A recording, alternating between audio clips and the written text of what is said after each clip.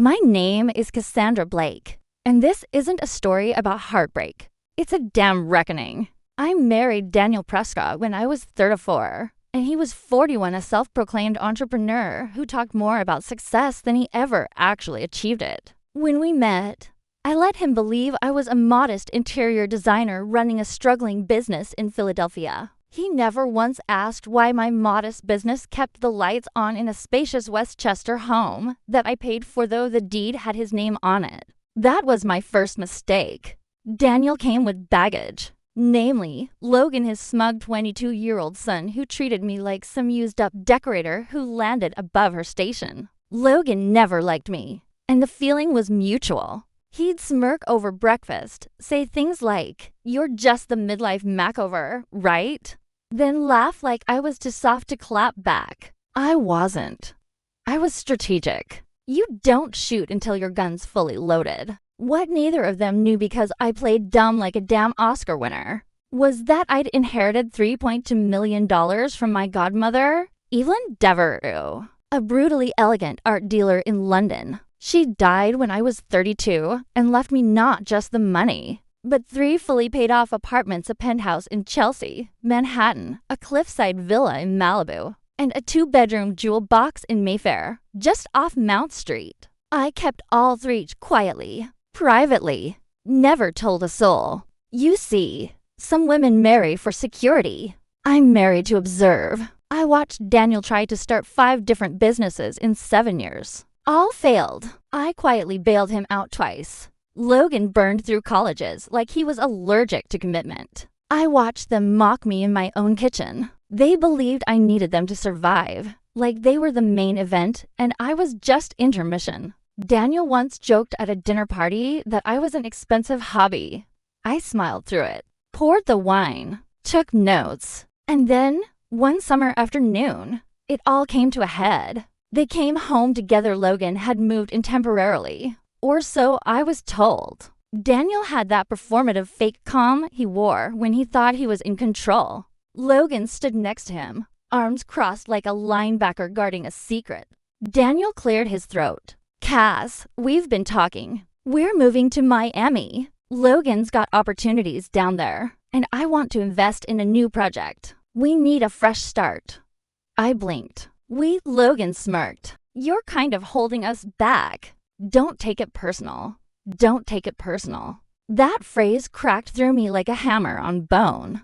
Daniel handed me a manila envelope. Inside, divorce papers. No lawyer, no discussion, just his signature and a bolded note about amicable separation, as if betrayal should come with civility. Logan carried a cardboard box with some of my things badly packed, like I was being evicted from my own life. They didn't ask me to leave. They dismissed me. What they didn't see, what they never bothered to look for, was the loaded arsenal behind my silence. I wasn't just financially secure. I was dangerous. I stood there, let the moment breathe, then smiled. Okay, just that. I didn't argue, didn't cry. I walked upstairs, packed a single Louis Vuitton bag, and left. No questions, no fights. Let them believe I was defeated. Let them feast on the illusion that they'd won. But here's the thing about masks. When you wear one long enough, they never expect the face underneath. I got in the car Daniel thought was mine, a beat-up Honda Civic, and drove 2 hours to Chelsea. Manhattan. The doorman greeted me like royalty. "Welcome back, Miss Blake."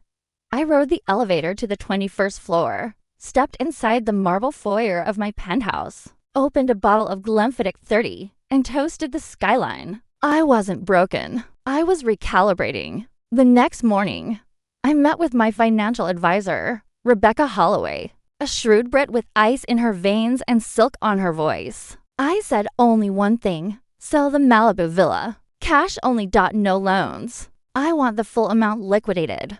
2 weeks later, I had $1.8 million transferred to my offshore account in Zurich. I rebranded myself. New name for the business: gas and steel interiors. New style. No more soft florals and cozy neutral palettes. Now it was steel beams, glass edges, and black marble bold, unignorable. I marketed to the wealthy elite who wanted their spaces to say dominance. And I delivered. My first client was a hedge fund CEO who paid $250,000 for a single kitchen redesign. The second was an NFL player with a penthouse in Soho. By year's end, I had 5 employees, 6 high net worth clients, and over $900,000 in booked projects. All under my name, all without Daniel. And not a single soul knew what I was building. Until I ran into Logan again. I didn't cry. I vanished. No one saw me pack up the last of my things into the dusty Honda Civic Daniel believed was my only car. He thought I was driving around town like some forgotten housewife scraping coupons and hugging pillows at night. But I had a 2021 Porsche Cayenne Turbo parked in the underground garage of my Chelsea Manhattan penthouse, the one he never knew existed. I rolled down the windows as I left Westchester for the last time, letting the humid Pennsylvania summer slap my face like a farewell kiss. I wasn't bitter. I was focused. 2.5 hours later, I was gliding into the private entrance of my building in Chelsea. The doorman smiled like he'd been waiting just for me. Ms. Blake, welcome home. That night, I stood barefoot in the marble foyer of my 21st floor apartment, looking out over the Manhattan skyline. Glass towers blinked back at me like they knew the storm I was about to become. I opened a $500 bottle of Glenfiddich, the one I'd been saving for something special. Well, betrayal tastes better when it's expensive. I called my financial advisor, Rebecca Holloway, at midnight London time. She picked up on the second ring. She always did. Cassandra, sell the Malibu apartment. Full liquidation. Wire the cash to the Zurich account. All of it?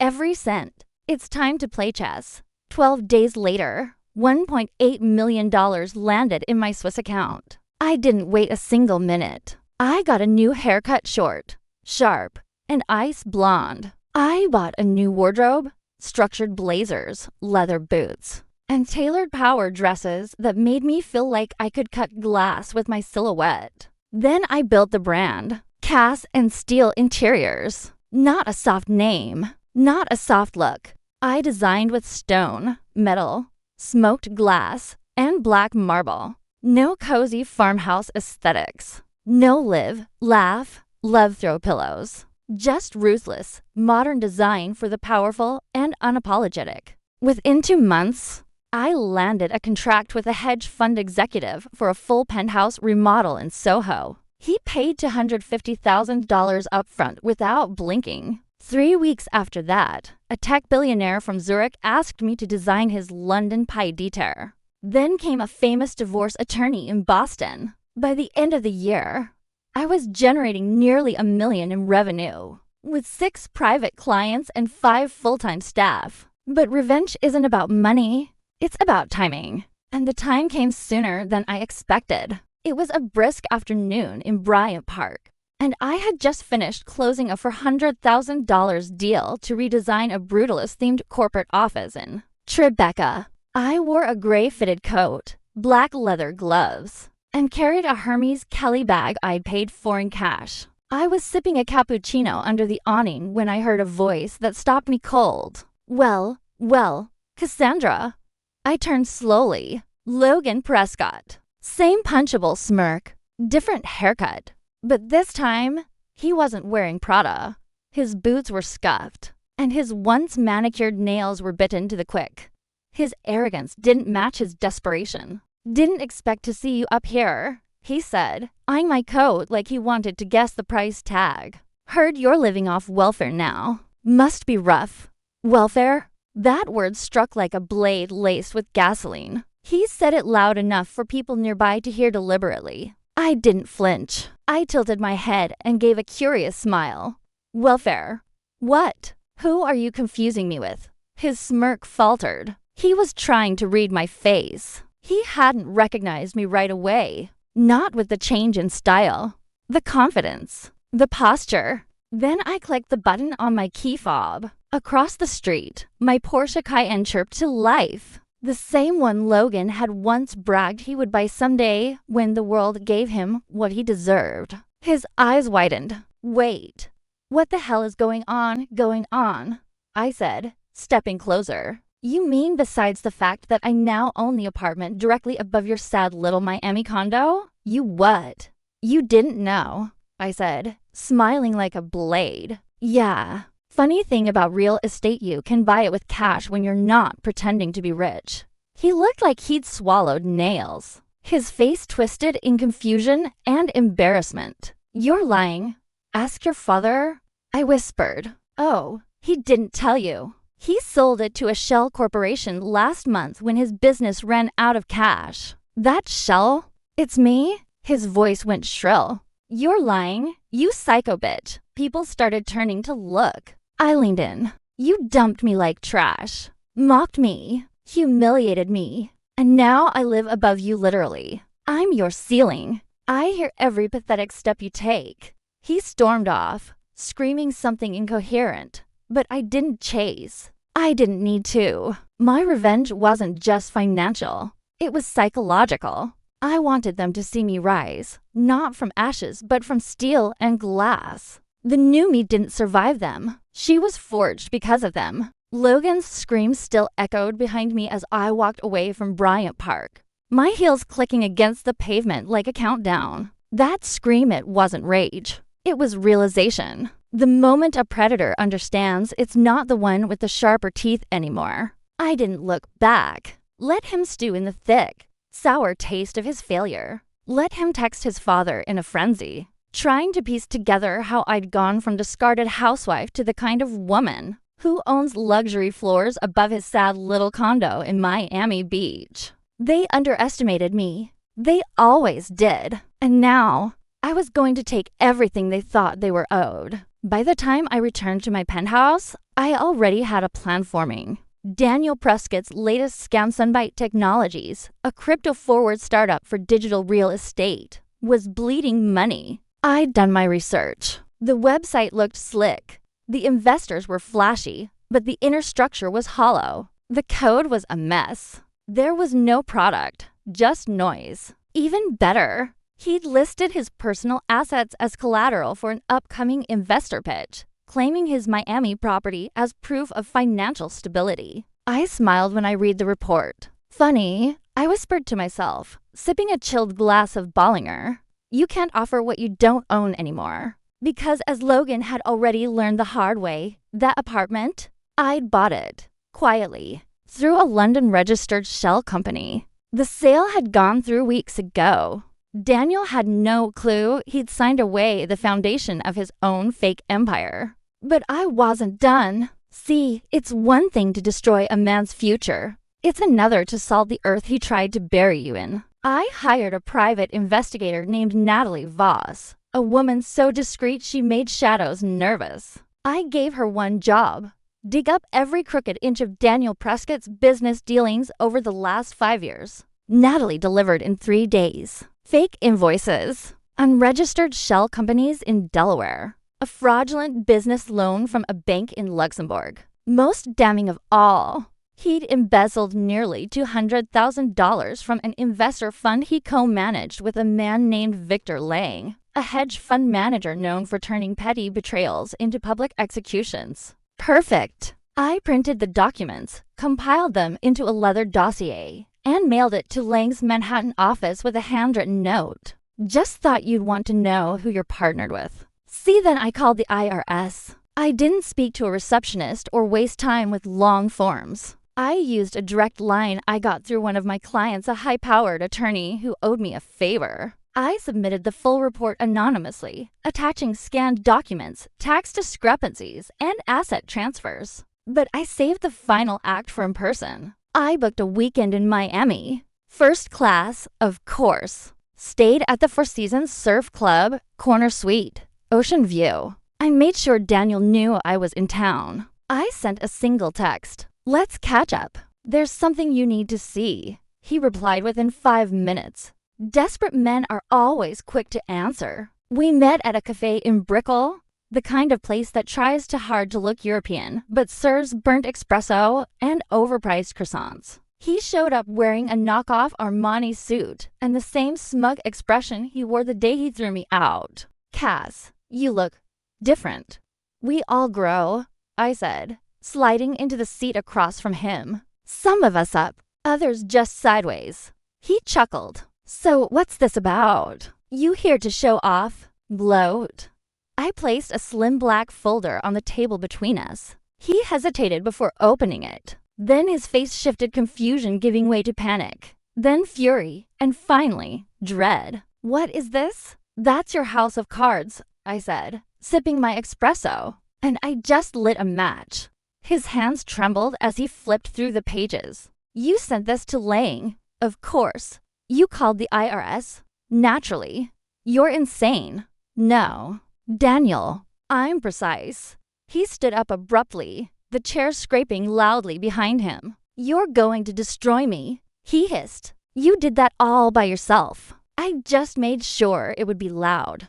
I stood too, leaned in, and added one more nail to his coffin. By the way, the Porsche I drove to meet Logan, that was parked in your old spot. He had to walk past it every day and never knew. You built a lie and buried me in it. But I climbed out, dressed in glass and gold, and set fire to your grave. He stormed out without paying. I didn't follow. I left to crisp $100 bills on the table and smiled at the server. Back in New York, I got the news 3 days later. Victor Lang had filed a civil lawsuit against Daniel and released a public statement cutting all ties with Sunbite. The IRS launched an audit. Daniel's accounts were frozen. Logan's bank card declined at a high-end restaurant in Wynwood, and his girlfriend left him that same night, according to Natalie's surveillance. Revenge isn't just retribution. It's restoration. It's returning every ounce of pain with interest. They left me thinking I was broken. Now, I am the woman they fear becoming the subject of someone else's story. And I'm just getting started. Miami heat is a different kind of fire. It sticks to your skin and dares you to sweat, as if the city itself is testing your resolve. But I didn't sweat. I thrived in the burn. I landed on a Friday, checked into the Fontainebleau, the most overdone, arrogant resort on the Strip, and took the presidential suite. Because why not? I wanted Daniel and Logan to feel the echo of what they'd thrown away. I wanted them to smell my success in the air-conditioned hallways they could no longer afford. Daniel had been living in a 2-bedroom rental off Collins Avenue, a place he pretended was temporary. Logan had moved in with him after his modeling gigs dried up and his last startup collapsed. Like wet paper, the empire they thought they were building was now financed by commission checks. The kind you earn by selling lies in real estate brochures and penny stocks. But my plan wasn't just to haunt them. I wanted to finish them. That Sunday, I met Natalie Voss in the hotel bar.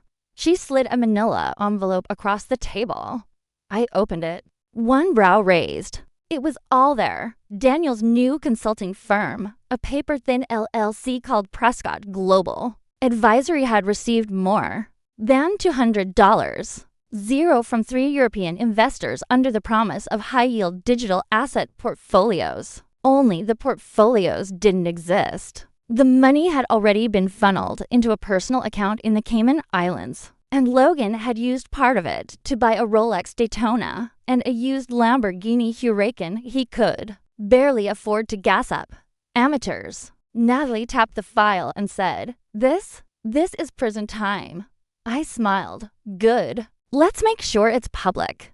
By Monday morning, I'd hired a crisis PR firm, one I'd previously worked with, during a celebrity client's scandal. This time, their client was a shell company I controlled, Silver Peony Ventures. Silver Peony issued a press release exposing Daniel and Logan Prescott's fraud, theft, and falsified client records. It hit Bloomberg, Forbes, and Business Insider by noon. Then I made the real move. See, before Daniel founded Prescott Global, he'd registered the brand trademarks through an old law firm in Chicago. That firm, I'd acquired it quietly months earlier through another holding group. For less than $80,000, I bought the rights to Prescott Global and its trademarks. Then I sold them to a funeral supply company. Within 48 hours, The once polished name Prescott Global redirected to a site selling cremation urns and industrial embalming machines. Their sleek logo was gone, replaced by a flame-wrapped coffin. I didn't do it for money. I did it for poetry. That afternoon, Daniel called me. The voice that once dismissed me now cracked like glass under boot. "You did this?" he said. No hello. No warmth. Just desperation. "No," I said coolly, sipping a cappuccino on the Fontainebleau balcony. "You did this. I just filed the paperwork." He tried to plead, said he was losing everything.